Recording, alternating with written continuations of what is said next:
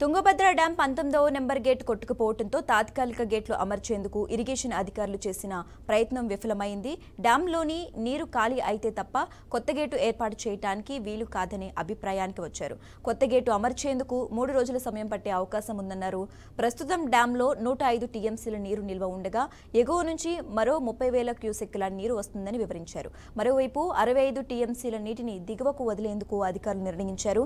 దీంతో తుంగభద్ర పరిసర ప్రాంతాల్లోనే రైతులు ఆందోళన చెందుతున్నారు. ఇక ఇదే అంశానికి సంబంధించి మరింత సమాచారం మా ప్రతినిధి విజయ్ ఫోన్ ద్వారా అందిస్తారు. విజయ్, నిన్న రాత్రి తుంగభద్రకు సంబంధించిన డ్యామ్ కు సంబంధించిన గేట్ కొట్టకపోవడంతో ఒక్కసారిగా అక్కడ ఉద్రిక్త వాతావరణం అయితే నెలకొంది. అయితే తుంగభద్ర జలాశయానికి ఎగువను కురుస్తున్న కర్ణాటక ప్రాంతంలో కురుస్తున్న వర్షాలకు అధిక సంఖ్యలో అధిక మోతాదులో నీరు రావడంతో అక్కడ తుంగభద్ర జలాశయం అది 105 టీఎంసీలు పూర్తిగా నీరు నిల్వ ఉంది. అక్కడ గేట్ చెక్కిపోవడంతో ఒక్కసారిగా అక్కడ ఉన్న నీళ్ళన్నీ వెళ్లిపోయిన పరిస్థితి అయితే తలెత్తింది. అయితే గేట్లను మరమ్మతు చేయడానికి శతవిధాలుగా నిన్నటి నుంచి ప్రయత్నించిన అధికారుల ప్రయత్నం అయితే విఫలమైందని చెప్పవచ్చు. ముఖ్యంగా ఇప్పుడు చూసుకుంటే అక్కడున్న పరిస్థితులను బట్టి గేటు ఎట్టి పరిస్థితుల్లోనూ వేయడానికి కుదరదు, కొత్త గేట్లు అమర్చడానికి కుదరదు.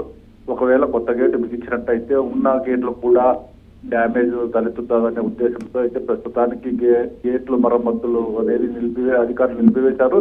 అయితే ముఖ్యంగా చూసుకుంటే దాదాపుగా ఇప్పుడు 105 టీఎంసీలు నిల్వ ఉన్న వాటికి 40 టీఎంసీలకు తగ్గిస్తే అంటే 65 టీఎంసీలు డ్యామ్ లో నుంచి పంపిస్తేనే గేట్లు వేయడానికి అయితే కుదురుతుందని అధికారులు అంచనాకు వచ్చారు.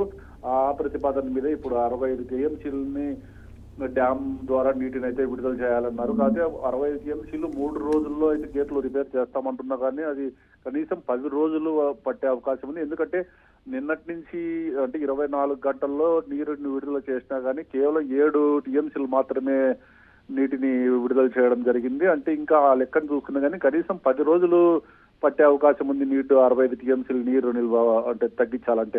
ఒకవేళ అధిక సంఖ్యలో అధిక మోతాదులో నీళ్లు వదలాలనుకున్నా కానీ దిగువ ఉన్న ప్రాంతాలకు ముప్పు వాటిల్లుతుందని అధిక మోతాదులో నీళ్లు వదలడానికి కూడా లేదు.